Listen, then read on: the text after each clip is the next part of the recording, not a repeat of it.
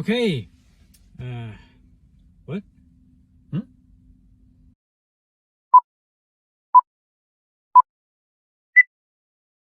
We just came out of Memory, a Liam Neeson movie based on a book, Dzac, Alzheimer, or something like that. I just saw it in the end credits. It was just a quick flash, so I didn't catch it.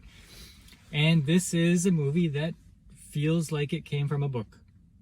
Feels like every page of a book. Now, it was a competent movie. Yeah. It was a competent movie.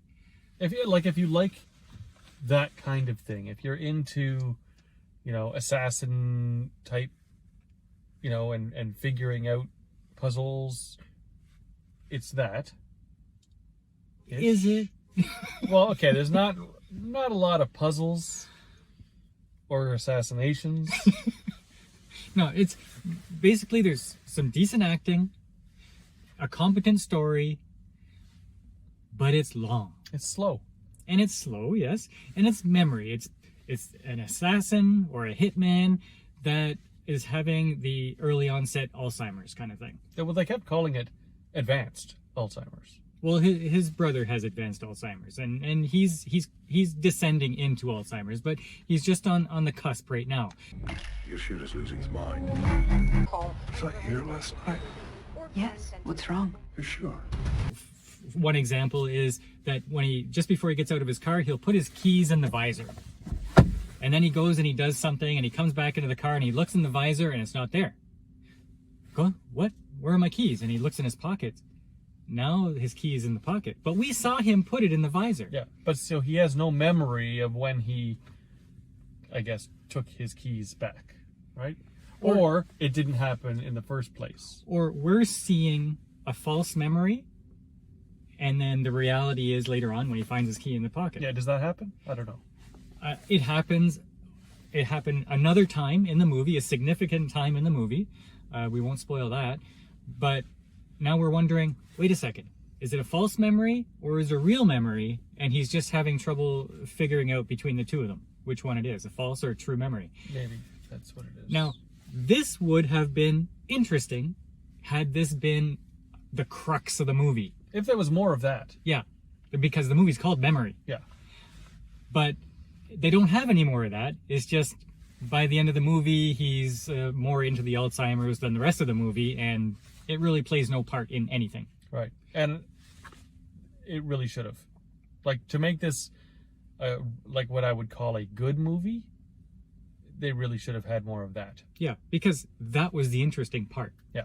The rest of the movie was just cops that have nothing to do with Liam Neeson's character doing an investigation. He's interfering with an international investigation. And we're following them, and we're hoping everything combines into this. Basically waiting for 2 stories or 3 stories to merge. Yeah. Right? And they do eventually, but not in a very interesting way. So basically there's 3 or 4 other characters that we follow for most of the movie, and once in a while Liam Neeson pops in. And by the end, kill someone.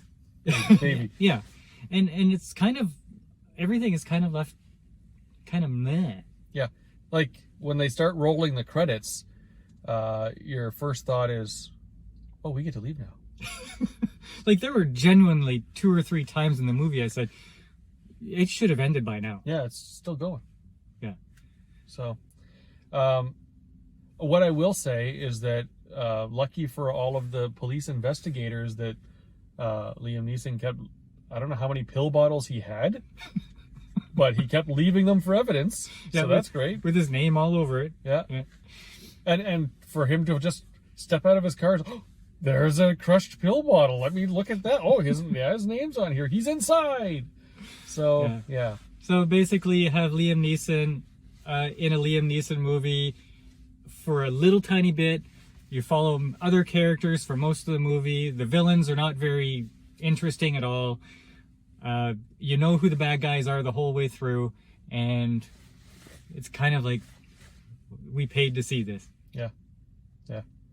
But, I mean, it's popcorn. And the popcorn even wasn't very good. No. All right. Too buttery. So, really quick one. But I would suggest maybe giving this one a miss at the theater and waiting for it to go on to the streaming, because it'll be there really soon. Yeah.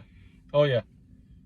This, if you want a comparison, this is probably like Those Who Wish Me Dead or Woman in the Window. Kind of slow, not very worth it. Yeah. Kind of movie. So that said, what would you give it? This was a 6. Yeah, I'd be right around there too. Yeah. It was competently done, but not very interesting. Yeah. I would have been just as happy not seeing it. The trailer made me say, yeah, Liam Neeson is back, baby. No. He's getting old. Yeah. So yeah, this has got to be his last one. yeah. Last kick of the can, Liam. Final hurrah.